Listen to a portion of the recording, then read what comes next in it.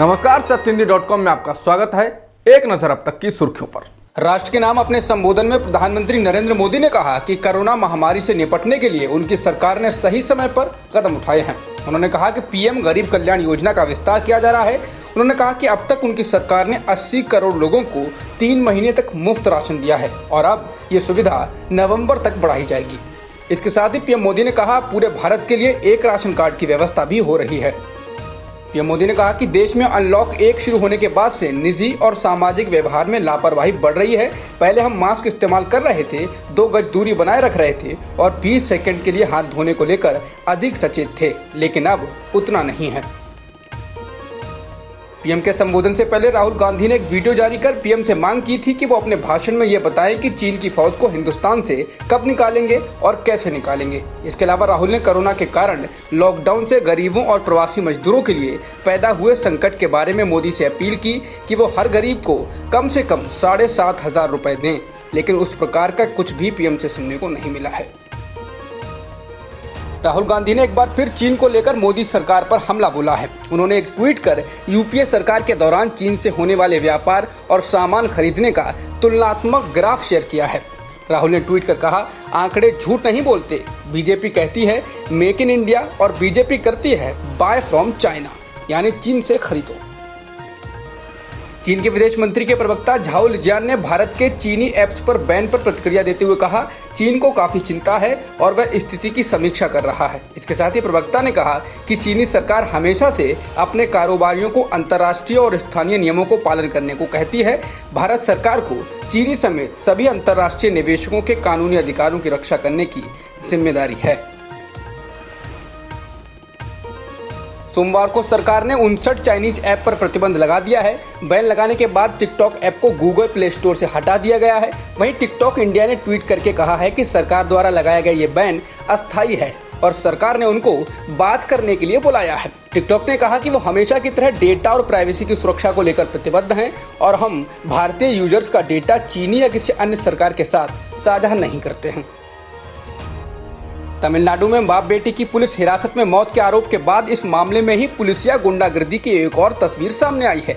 Madras high court द्वारा इस मामले की जांच के लिए नियुक्त किए गए मजिस्ट्रेट ने अदालत से कहा है कि संबंधित पुलिस स्टेशन के अफसरों ने मामले से जुड़े सबूत खत्म कर दिए हैं।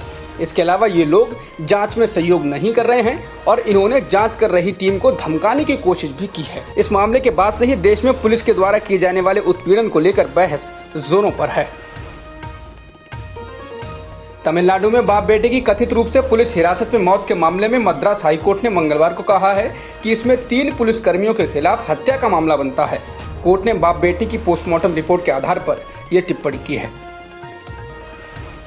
कोरोना की दवा बनाने का दावा करने वाले पतंजलि के सीईओ आचार्य बालकृष्ण ने अब यू टर्न ले लिया है। उन्होंने कहा कि हमने कभी नहीं कहा कि ये दवाई कोरोना को कंट्रोल या ठीक कर सकती है। हमने कहा कि हमने दवाइयां बनाई हैं और उन्हें क्लिनिकल कंट्रोल ट्रायल में इस्तेमाल किया जिसमें कोरोना के मरीज ठीक हुए। इसमें कोई कंफ्यूजन नहीं है।